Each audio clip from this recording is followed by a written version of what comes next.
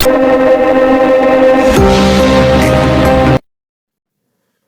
po, magandang gabi, no? Magandang umaga, nasang panig tayo ng mundo. Pero dito sa amin sa Pilipinas ay gabi na po, ayan. October 21 pa rin ha, pero ano na, alas 7 ng gabi. Okay po, sana ay nasa maayos kayong kalagayan, nasang panig man kayo ng buong Pilipinas or ng mundo, no? O ayan, ito na, ang bilis naman. So meron agad tayong Page of Pentacles, ayan, lumabas. Kanino itong situational reading na ating makukuha ngayong gabi, no? Ayan. And meron din tayo ritong Knight of Pentacles. Puro to Pentacles, nakadalawang Pentacles agad tayo. Uy, naiba naman. O, ito ay Two of Cups. Okay. Tignan pa natin. Ayun o. And meron tayong The Hangman. Marong natin ng kaunti. Yan, parang hindi mukhang seksikan sila, diba? O, yan. Urong ko din yung ating camera. Oops, meron ulit. Ang ating Queen of Swords ay nandito. Ayan, ha?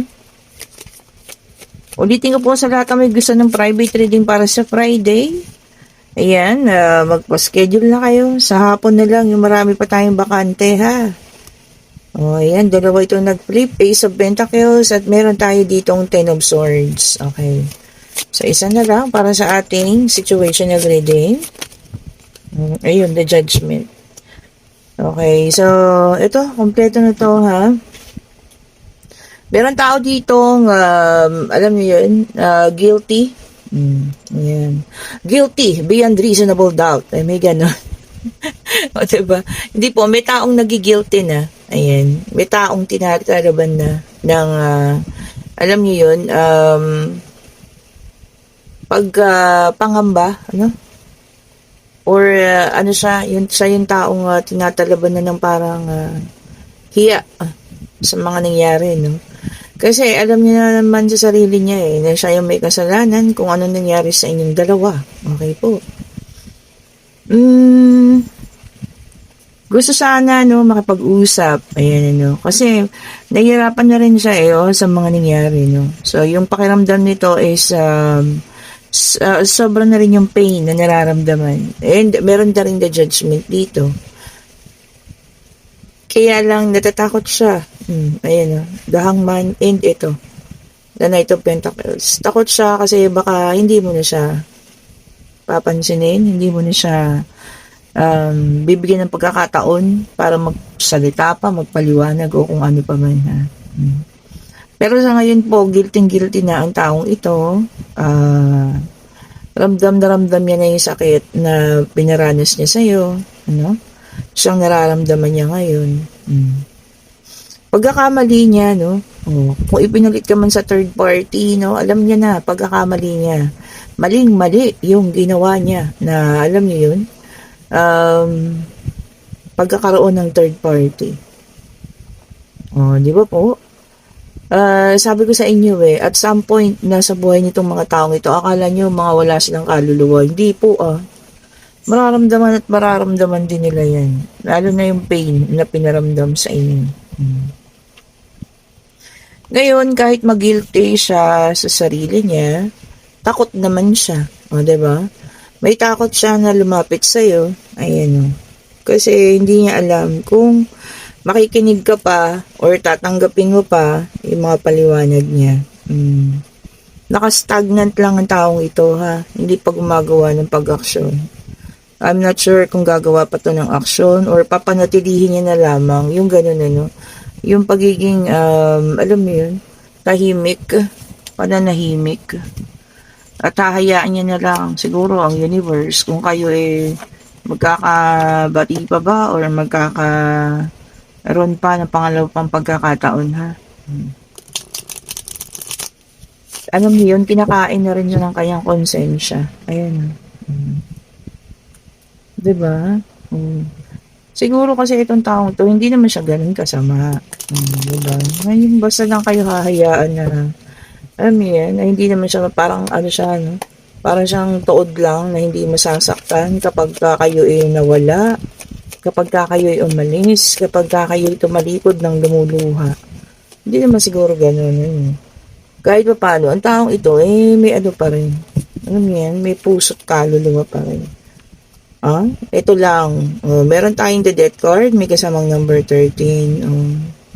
Kasi sabi niya dito, para sa iyo, it is already done. Oh my gosh. So, tapos na.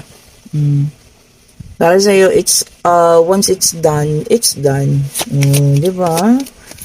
Pag, di ba? Pag wala nang likod, di ba yung mga ganun? So, mahirap, no? Kaya hindi siya makalapit sa iyo. Alam niya ang ugali mo. At some point siguro nakiusap ka pa na sana ayusin natin. Hindi naman naghabol, pero ayusin, di ba? Pero siya yung hindi kita mahal, ayoko na sa'yo, magharap ka ng taong magmamahal sa'yo. Di ba, those words, di ba? Yun talagang tumarak sa puso mo. Kaya nung sinabi mong tapos na ito, tapos na. So yun ang ngayon niya, kinakatakot niya. Dapat lang, kabahan ka naman. O di ba? Kabahan ka, te. O kuya. O, diba? O bakekang. O tukmul dyan. O, diba? O raulo. Kabahan ka. So, ayun ang pinaramdam mo sa kanya ngayon, ha? Nakakatuwa, no? Ikaw ngayon nagpaparamdam sa kanya ng takot, ng pagkakaba. O, diba? Ng panghihinayang, ng guilt na lumalabas na ngayon sa kanya. Ayun, no? Ang ating Queen of Swords, 2 beses lumabas, ha? Natural, Queen of Swords ka. Hindi mo hahayaan na magkaroon ka ng pakiramdam na talunan. Di ba po? Bumangon ka eh. Gilaban mo yung sarili mo eh. Tignan mo naman. So, meron tayong 5 of Cups, sadness and abandonment. Ngayon ang pakiramdam niya, siya yung naiwanan. Di ba po? Talagang yun ang dapat mong mapakiramdaman sa ngayon. Kasi yung alam niya, at nararamdaman niya naman na talaga, niya alam mo yun, nakapag-move forward ka na, at tapos na para sa iyo mga bagay-bagay yan. Nakapagkatapos na, tapos na. And, meron tayo ditong 3 of Swords, ayan ha. Naku, meron na rin siyang depression, and heartache. Yung sakit ng damdamin niya, talagang hindi na yan maaalis. Pakambal na yan ng mga bagay na, alam mo yung ginawa niya. At masalamat lang tayo sa universe at sa ating Panginoon at ikaw ang nauna. Di ba? Nauna ka nakapag-move on. Hindi, ito naman kasi siya, nagkaroon ng realization. Parang pag-gising, kaya may the judgment doon kanina. Mag-gising siya sa isang bagay na panghihinayang, guilt, pag-aawa sa sarili, anxiety rin.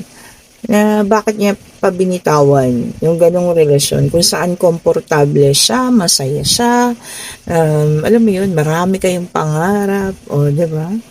Ito pa para sa iyo ha, financial, new beginning. Yun ang maganda, no?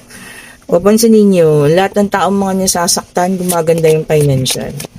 Diba? Bakit? Kasi dun yun muna kayo nagpo-focus.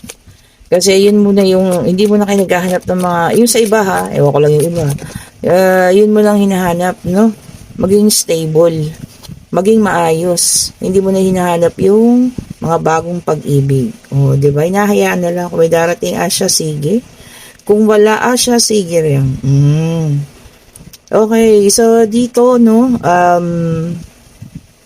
pwede kayong magkita kasi nga merong meron pa rin kasing nararamdaman kahit pa paano. Pagkikita, siguro pag-uusap na lang, pagtatapos, no? Parang ganun, closure. Parang matapos na. Para sa iyo ha, ewan ko lang sa kanya kasi iba yung nararamdaman niya sa ngayon. Diba? Or para din makaalis na siya dun sa guilt na nararamdaman niya. And then, meron tayong Page of Wands. Okay po. Ito ang ating Page of Wands. Sabi niya rito, no? You have new exciting plans. Marami ka ng plano sa buhay at hindi niya siya kasama doon. Yung pa isa niyang kinakatakot. Those are his fears or her fears. Yun ang kanyang mga takot. Kung saan niya siya lulugar ay dalawa ito. Isa lang po. Kung nasaan na siya sa buhay mo. Hindi yan na kasi makapa. Di ba? Hindi yan na alam. Okay, and then meron tayong the Empress, the number 3. Ayan, ha. Okay, sabi naman dito, no, you are on your peak. Sabi niya, no. Nandun ka ngayon sa tuktok, no, ng pagbabago mo. Ayan, ha. And then, sabi niya, no, you are having your nature harmonious relationship. Sabi niya ganun, para sa sarili mo. Harmonious relationship with others. O, diba? So, ang ganda, diba? So, ngayon, ikaw naman, yung talagang gumaganda ang pamumuhay, umaayos. O, diba? Ang saklap lang kasi parang siya ay napag-iwanan. O, diba? Diba, ang saklap na pinagpalit ka sa third party kung may third party. Kasi akala niya mas magiging masaya siya doon. Pero hindi pala, no? So, ito yung mga nararamdaman niya ngayon. Wala ka nang magagawa. Kasi, it's, yun nga, di ba, kakakagaya kanina, it's the fate. Kapalaran. Di ba po, no? Kahit naman anong gawin natin sa kanya, kung ganun talaga ang paparating, wala naman tayong magagawa. Di ba? Ito para sa iba po, Ten of Cups, water sign, Cancer, Scorpio, in Pisces. Okay. Yung iba sa inyo, no, merong fulfillment at yung inyong pangarap o yung inyong wala man yung pangarap na yun, magkakatotoo na daw. Dreams are coming true, sabi nga. Naman kasi ito po ay talagang inyong pinaghusayan, ginalingan nyo para makuha nyo ang pangarap na yon. Deserve nyo po yan, ha. Di ba? Well deserved. Then meron tayong the Emperor fire sign. Okay po, Aries, Leo, and Sagittarius. Ayan. Sabi niya rito, no, follow the rules. Ayan. Baka merong bagong implement na rules sa trabaho ito or kung ano pa man sa gobyerno or kung sa komunidad ninyo. Sabi niya, follow the rules daw. So, wala namang masama, di ba? Lalo na kung maayos at maganda naman po yung sinasabi ng itong mga regulasyon na to. So, follow the rules, ha? And then, meron tayo ditong Ten of Swords, air sign. So far, maganda, tagi-tagisa, ha? So, Earth na lang yung kulang. Ito naka-reverse na, no? Gemini, Libra, in Aquarius. O yan. Sabi niya dito, wala na daw pong ikasasama pa yung sitwasyon mo ngayon. O, di ba? Kung pakiramdam mo napakapangit ng sitwasyon mo ngayon, huwag kang mag-alala, wala lang ikakasama pa. Yan na yun. O, di ba? Kumbaga nandun ka na sa peak ng hindi magandang punto at malapit na mag-reverse, ha? Malapit nang umikot ang kapalaran. Matatapos na po yan. Di ba naman? Apaka-good news din nun, ha? Worst na yan. Yan na daw yung pinaka-worst. Di ba? Pagkatapos niyan, wala na. Ang ganda, Unang latag pa lang ng baraha, lumabas na lahat ng ating zodiac. Andi dito ang ating earth sign. Okay, this is the death. This is the devil in reverse. Earth sign, Taurus, Virgo, and Capricorn. And sabi niya rito, ha, belief o yung mga paniniwala. Ayan. Baka meron tayong mga pinaniniwalaan tungkol sa relasyon, tungkol sa pagpapakasal, no? Sa pagpapakasal, napakadami niyan. Diba? Yung mga belief natin. Wala namang masama kung inyong susundin, Baka kayo magpapakasal ngayon, sundin nyo para alam nyo yun, maging maayos ang inyong pagsasama. Regardless kung saan kayong probinsya, diba? Or kung anong bansa yan, nandiyan kayo. Sundin nyo po, ha? And meron tayo ditong the Magician, air sign na naka-reverse. Okay. Sabi niya rito, no? Naku, yung mga pinaplano natin, merong plano na baka maaaring hindi matuloy po, ha? Yan, baka may plano kayo. Tapos, baka nga maaaring hindi matuloy. Siguro naman, baka hindi lang ngayon, no? Hindi ngayong panahon na ito, pero pagdating naman ng ibang panahon, diba? Next year, baka hindi pa talaga ngayon, ha? Baka next year pa. And then, meron tayong Ace of Swords, air sign, Gemini, Libra, and Aquarius. Ayan. Ay, ito maganda, no? Decision. Kailangan nyo na daw po ng isang maayos at matinong pagdedesisyon. A clear, a good, ganyan, ano? A fair decision. Yung patas, yan po ha. Walang kinikilingan. Yun na raw po. Sino man sa inyo yan ha. Kailangan na raw po ng ganyan desisyon. And then, meron tayong the Hermit Earth sign. Okay po. Taurus, Virgo, and Capricorn, ang ating mga Earth sign. Ayan. Sabi niya rito, no, katalinuhan. Ayan ha. Katalinuhan, yun ang iyong paiiralin. So, hindi muna tayo ngayon mag-ano sa ating mga damdamin, ano. Ang paiiralin natin, pagiging praktikal, ang iyong katalinuhan. Baka maiipit ka sa isang sitwasyon na mamimili ka between heart and mind. Diba? Pipiliin mo raw po ang iyong katalinuhan. Basta makakabuti, no? Baka naman siya ay makakapaghintay. Diba ba? Or kung po pwedeng mag-grow kayong dalawa, no? Hindi lang siya. Diba po?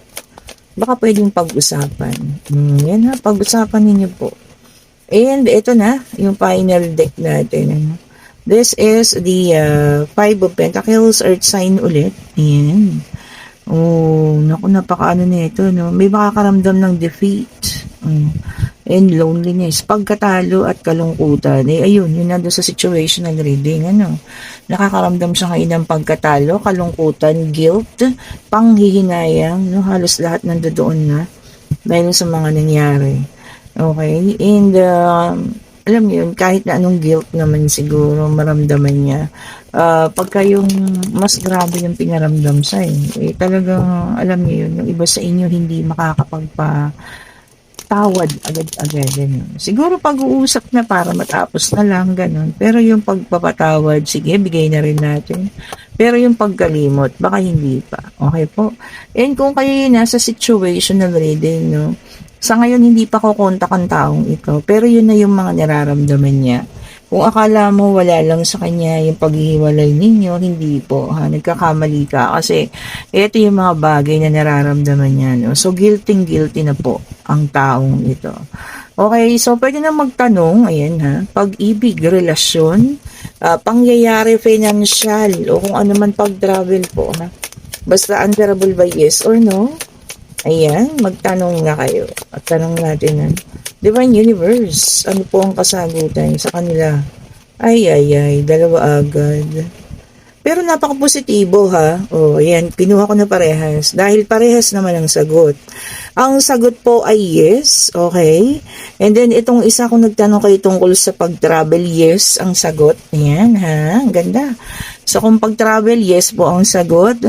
Kung nagtanong naman kayo kung may magbabalik or babalik ng specific person nyo, yes, because this is coming home. Ayan, Okay po, and kung nagugustuhan ng ating reading, pa-like, pa-share, pa-subscribe, and hit the notification bell para lagi kayong updated sa mga bagong videos na nirelease natin.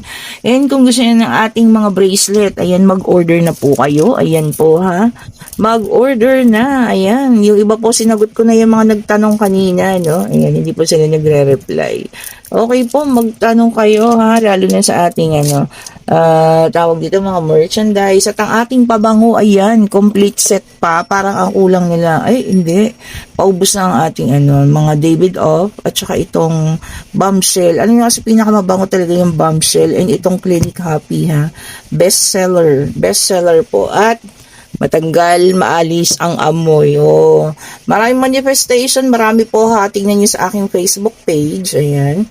Click nyo yung link. Nandiyan dyan po sa comment section. Ako lang naglalagay dyan. Wala na pong iba. Pag naklik nyo yung link na yan, ako rin yung makakausap nyo. Ako lang to. Wala lang assistant. Wala pong kung sino man. Ang anak ko po yung ako lang po. Okay po. And yun nga po, no? Pa-like, pa-share, pa-subscribe. Salamat sa mga bagong subscribers, sa mga latihan niya, sa mga bumabalik. Sa kauna-unahan ha. Salamat po sa inyo ng marami, no? At kung nagustuhan niyo ating reading, pa-like, pa-share, subscribe, and hit the notification bell po. At kung kayo ang nasa situational reading, ano. Continue lang natin. Nandun na tayo sa peak eh. Nandun na tayo, papunta na tayo sa rurok ng inyong tagumpay. Enjoy it, sabi nga, no. Yaan nyo lang siya. Bahala siya sa buhay niya. Diba po? Thank you so much for watching. Have a great evening. Salamat po sa inyo, ha.